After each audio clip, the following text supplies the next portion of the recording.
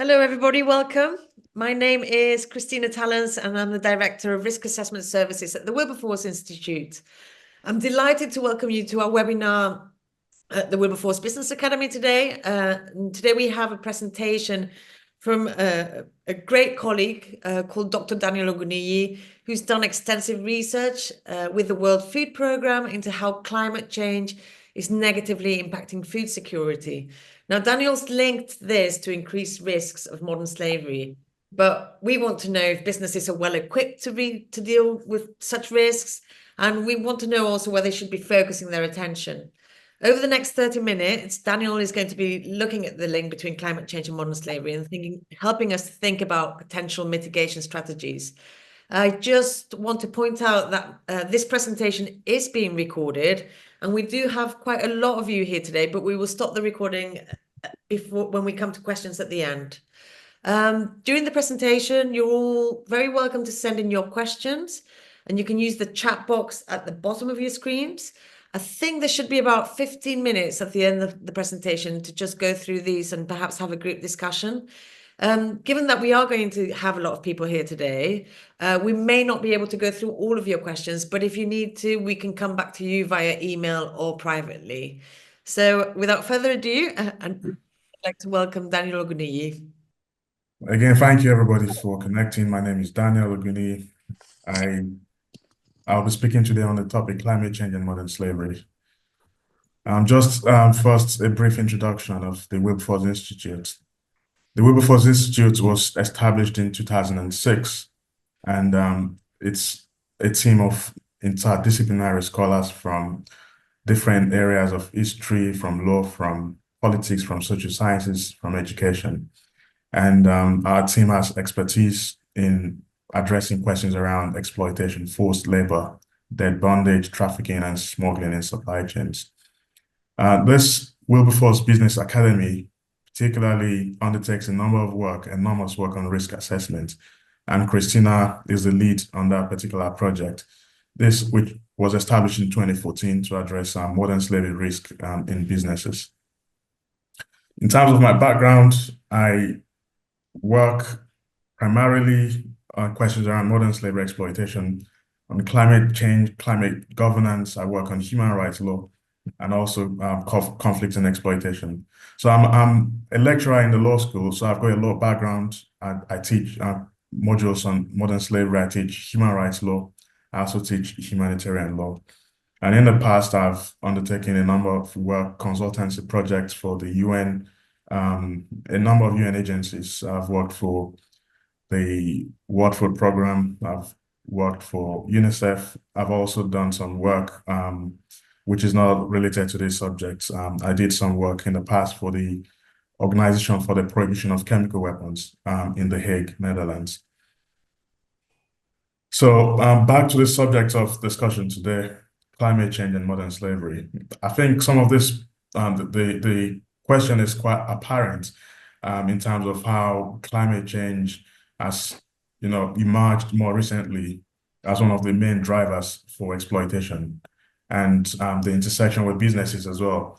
So increasingly we see beyond the traditional sort of drivers, climate change has emerged more recently as one of the dominant factors that drive exploitation in supply chain. And also part of what this, let's say, presentation might offer is how businesses could manage risk and develop a robust due diligence framework. And of course, inevitably, this could help reduce exposure to exploitation and potential legal action against businesses. Just to give a brief intro into what we'll try to discuss today, address the relationship between the climate crisis and modern slavery. In principle, this was particularly to be focused on the climate crisis and the agriculture sector, but I'll try to extend this thing beyond the agriculture sector because we realize for the most part, the risk and the vulnerabilities transcend the agricultural sector. So, and I think this might be relevant for businesses as well, which work in the domain that are not particularly linked to businesses. So to that extent, we'll touch on the transition from fossil fuel, the transition into renewable energy, and how slavery and exploitation still features itself prominently in this particular area. And also, Pavel will try to highlight today is the strategies that businesses could utilize or could adopt to reduce or to mitigate risk in the sector. And finally, would undertake the question and answer session. Now, I think a good place to start this presentation is this particular quote, which I took from Kevin Bales and Benjamin Sovacool, which I thought it's an interesting excerpt from their work addressing the connection between climate change and modern slavery. So they claim that if slavery were a country, it would have a population of 40 million people, the GDP of Angola, in global relative in global terms, a relatively poor nation, but it would be the third largest emitter of CO2. That's 2.54 billion tons a year after China and the US. So I think this is a very bold claim. And clearly what it suggests is the contribution of slave victims or slave labor, let's say, to the climate crisis. In the past, my work addressed the opposite side of that conundrum, let's say. So not exactly how victims perpetuate the climate change or perpetuates, exploited climate change and then environmental degradation. I tend to work on the opposite side, which is how the climate emergency drives modern slavery, how it creates vulnerability, but which essentially shows the complexity in the climate discourse.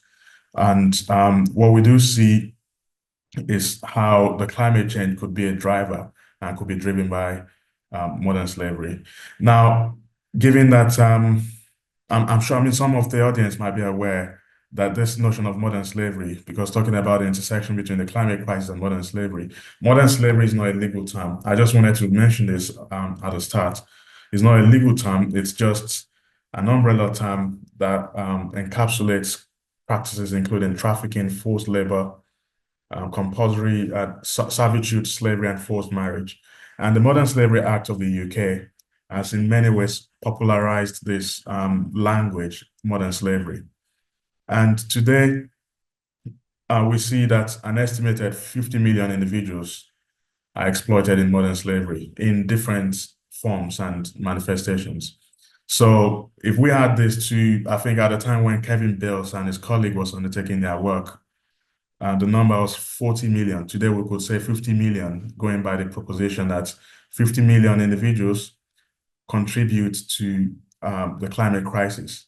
And they in many ways are complicit in environmental destruction. That is the proposition from Kevin Bales and a number of scholars. Again, one thing that is quite apparent in this whole nexus is that there is a vicious circle where climate change drives and is driven by modern slavery. So climate change driven by modern slavery is the part that was referenced by Kelvin and Sovacool. But the other side, the flip side to this is how climate change itself drives vulnerability, how it does perpetuates the cycle of exploitation for victims. And I will touch on some of these aspects in my presentation today. But just to give you a few numbers, a research by UNICEF suggests that the most at-risk countries, at least 33 of them, only emit 9% of global greenhouse gases. As we would suspect, these countries are mostly low-income countries, the majority of them in the global south.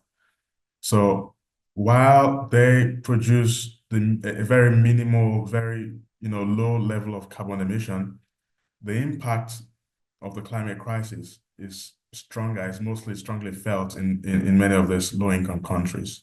So the top 10 at-risk countries, most at-risk countries, only emit 0.5 of the global emissions. So, but we realize that these countries are the biggest victims at the end of the day. Now, suggestions from research indicate that about 1 billion people in 2050 will be forced to migrate. So we're talking about 25, 26 years from now, about there will be about 1 billion victims that are forced to migrate as a result of climate change. Again, this will mostly be in countries that do not have the capacity to really adapt, low-income countries, essentially. Also, modern slavery induced by climate change is often underpinned by material poverty. This is one thing I find that tends to manifest itself in my work. Material poverty due to the loss of livelihoods. Of course, one thing that is easily linked or traceable to the climate crisis is that individuals oftentimes, let's say as a result of maybe flooding or drought or things of that nature, people that work in maybe the agricultural sector, people like smallholder farmers, they are usually the first victims. And this thing tends to exacerbate material poverty. And one thing we also see is the challenge of the perpetuation of inequality and poverty, of course, as a result of climate change. And as I would try to highlight in my work, the climate crisis is a particularly unique one, not comparable to previous sort of factors that were identified as the usual drivers. And this is particularly relevant because, for instance, when we're talking about, let's say, climate displacement and climate refugees, we realize that even though increasingly the climate is gaining traction as one of the dominant drivers of exploitation, but just to give an example of the refugee victims, for instance, or let's say the climate refugees, if you call them that, those climate refugees have very limited legal protection because in principle, the notion of refugees is defined as people that are persecuted maybe as a result of political, religious, nationality, of things of that nature. So the idea of persecution, the climate does not feature in that particular aspect. So which implies that victims will be denied a number of legal protection, a number of rights as a result of this climate crisis. One thing we also see is that the climate change tends to intensify existing structural barriers, and it's undercuts and exacerbates socioeconomic conditions. And the rights protected by the Universal Declaration of Human Rights, rights contained in several other human rights documents, are effectively rendered meaningless for many of those victims. And also, we also identify that climate variability and loss of livelihood, displacement, and all these things, in some way, they tend to converge in a number of, let's say, fragile contexts in countries that already have a number of fragility. For instance, we see this intersect with exploitation by maybe non-state armed groups like terrorist organizations. In the Sahel region, for instance, some of my research suggests that the Lake Chad region, the river itself, has diminished. It has shrunk by 90% since the 1960s. So as a result, individuals that depend on this lake for their subsistence and survival, like agricultural communities, fishing communities, are now forced to relocate as a result of this exploitation. So this is something that tends to manifest itself very visibly and prominently in many of these countries, in Africa, in some of the countries in Asia as well, we see some of this evidence.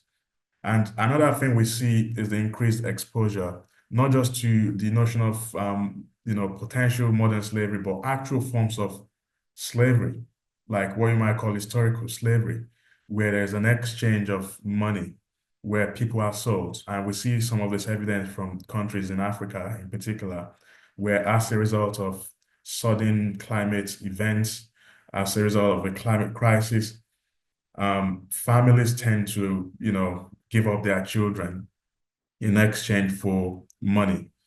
in exchange for resources, just as a coping strategy, a coping mechanism. So actual forms of slavery still tend to manifest themselves today as a result of the climate crisis. So it's sort of reenacting the historical forms of slavery today.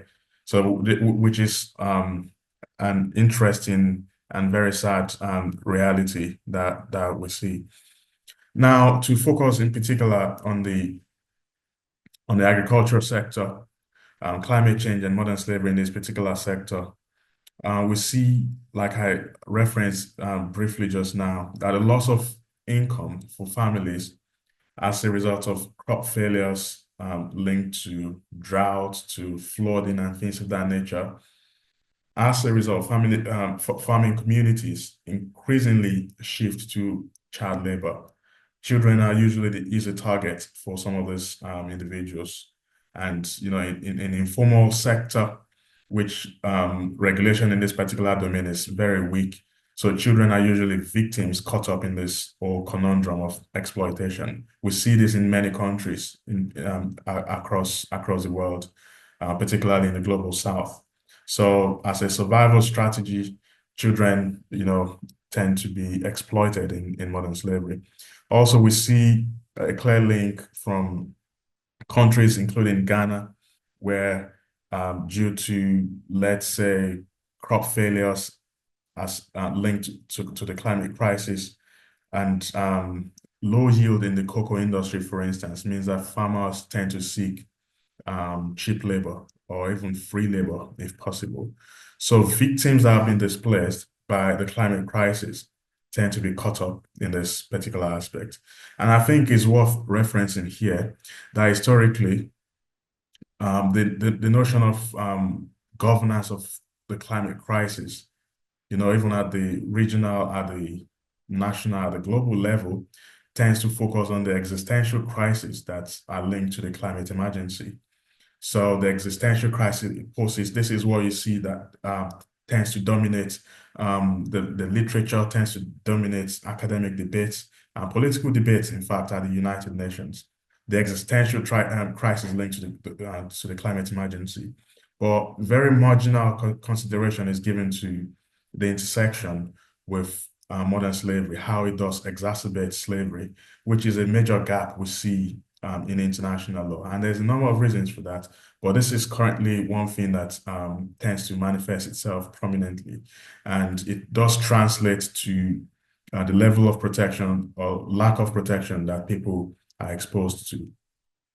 Also, to give the example of the links to agriculture, we see examples from countries like Chile, where it's a very it's a nexus that is quite unfortunate, where we see that as a result of drought, agricultural companies tend to even further increase potential vulnerability for people due to the misuse of water, for instance.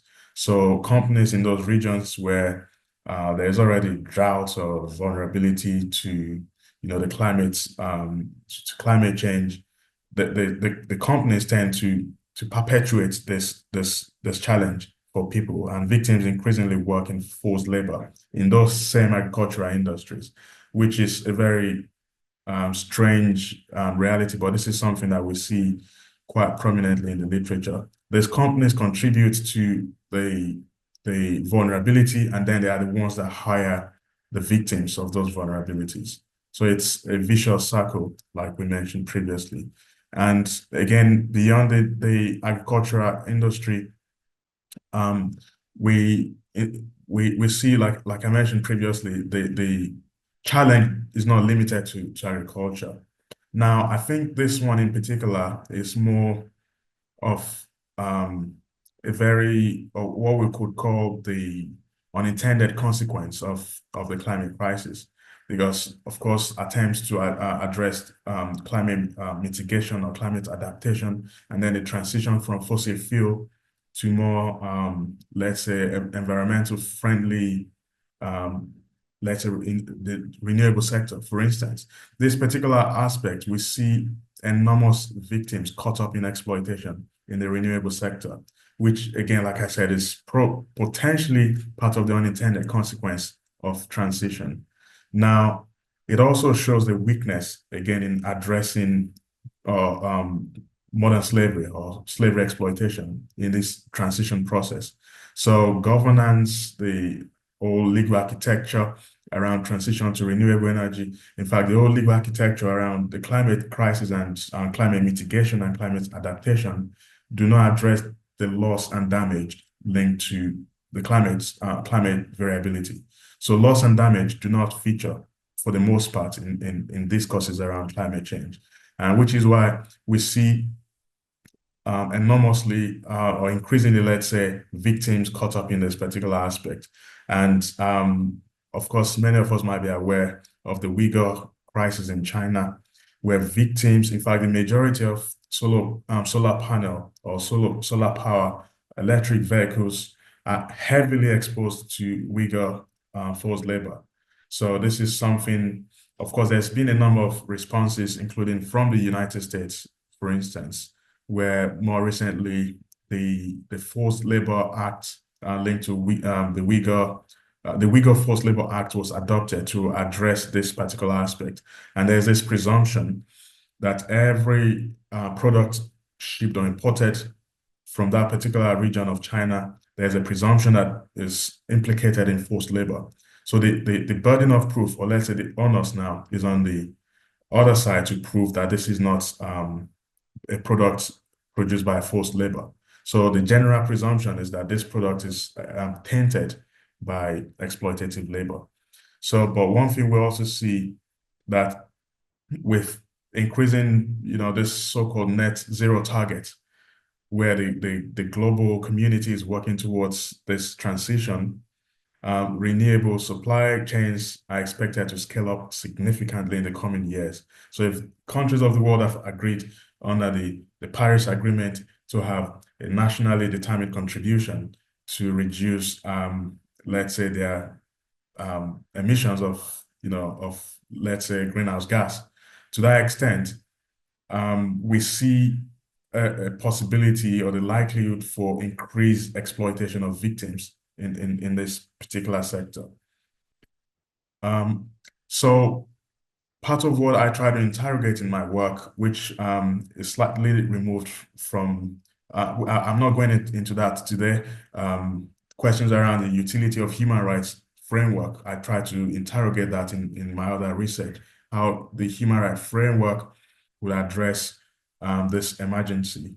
Of course, it's also a very complex interaction, because countries tend to argue that they only have rights and duties and obligations that are territorial in nature. And what that implies is we're not responsible for the impact of climate change in third countries. We're not responsible for extraterritorial climate change. And, there's the question of attribution and things of that nature. But I think addressing this thing is the climate crisis is a topic worth considering, because it will inevitably increase vulnerability to exploitation. So part of what I try to, to interrogate in my work is the utility of debt for nature swap. So could this be helpful for countries that historically have been complicit in this whole discourse? Could it be fair to have them in some way address some of these underlying factors? And we've got examples. Of course, these are not particularly linked to climate change, to modern slavery, but it does address the underlying factor. For instance, in 1987, this was potentially, let's say, probably the first instance where we see this debt for nature swap, where Conservation International and Bolivian governments entered into an agreement where this organization purchased part of Bolivia's foreign debt, and then at a discounted price. And the government of Bolivia set aside 3.7 million acres of conservation sites as a buffer zone. So this is an example, and it suggests how not just a contract could be entered into, not just by government and government, but it could also be the case of government and the non-government sector, like government and businesses, for instance. So we've got other examples from the US and Costa Rica, where they entered into a very similar agreement to buy back about $12 million of Costa Rican debt. That was in 2007 in exchange for conservation sites in Costa Rica. And more recently, last year, we see Portugal and Cape Verde do the same thing. So we see increasingly the prospect of addressing the climate crisis, which could reduce exposure to exploitation ultimately. And there are questions around climate reparation as well. There are countries that historically have been involved in this, that they have a duty to contribute to the countries that are most impacted by the climate crisis. So it's a very contested subject, this notion of climate reparation, but it's also something worth exploring. Now, this brings me to the question, particularly for business. We see that this is a challenge that has manifested itself increasingly in more recent years, and we see the prospect for even greater vulnerability and exploitation is very apparent, given the increasing shift towards renewable energy. Now, for businesses, very clear steps could be taken to mitigate or to minimize potential exposure to, let's say, slave labor. Now, one thing businesses could explore is to map the entire supply chain. I'm sure this is a familiar concept to many businesses. Undertaking a very clear due diligence mechanism to ensure that the products that are supplied to these companies are not tainted with forced labor. So assessing the suppliers, assessing the partners, and then the staff as well to identify risk. I think this is a very important obligation that businesses and companies should undertake. Suppliers should be aware of their responsibilities as well, including the channel for reporting suspected cases. That mechanism has to be developed and well articulated. Another aspect is improving transparency in recruitment processes. Oftentimes we see that some of the local workers do not even understand the language the contract is drafted in. So increasing transparency in this way, including, if possible, in the local language of this particular supplier, so they understand the kind of contract they're entering into, and then just making the whole process more transparent. That could be very beneficial for businesses. Another point is for businesses to be involved and invested in training programs on workers' rights. So it's possible that people are even exploited without realizing that they're caught up in exploitation. So, but training programs could help minimize or mitigate this particular aspect, and also how to recognize exploitation and report their concerns. This could be an enterprise that would have a lot of benefits, like reward for businesses. And establishing grievance channels that allow for anonymous reporting. I'm sure my colleague has undertaken, Christina has undertaken previously in a previous lecture, this whistleblowing thing is quite a topic that businesses have to bring on board. Establishing that channel, that there is no, let's say, there is no particular penalty for reporting. And remedial action is another point that businesses might have to consider, and making this thing to particularly in regions where there's increased exposure, businesses have a duty to implement a remedial process that victims could utilize to achieve potential justice.